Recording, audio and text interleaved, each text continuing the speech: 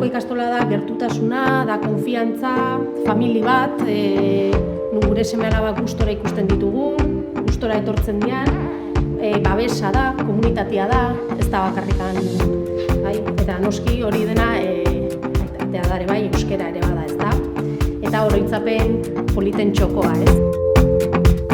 Gure seme-alaban etorkizuna eraikitzeko toki egoki bat, maitasunean, biziposian, talde bat konfiantzazko toki batean uste ditugula, eta maitasun horrekin, behien etorkizuna edo heldutasuna garatuko dan leku bat. Beak etxian bezain guztua eta ondo sentitzea eta konfiantzazko jendeak uste ditugu. Eta bai, ez bakarrik seme-alabantza, baita guretzat ere, bigarren etxe bat. Komunidade bat osatzen dugula guztiak, ez? Irakasleek parte handia dute, gero gurasoek eta haurrek. Irakasleen profesionaltasuna eta nola igarritzen deu daudela hor denbora guztian, gure eta gure seme-alaben biharroiei erantzuteko. Haurra zentroan jartzen dela. Osea, igual batzutan guraso bezala, igual gurasoa zentroan izatea, baina gero azteza pentsatzen haurran uneako, esatezu ez ikastolan haurra jartzen da zentroan.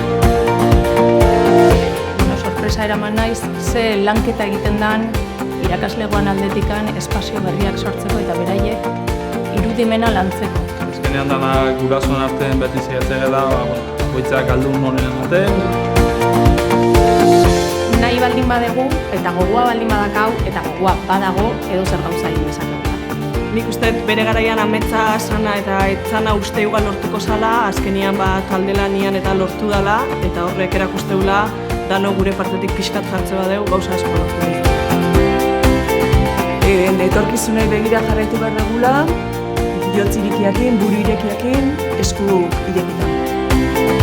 Zarauzko ikastola, herriarena.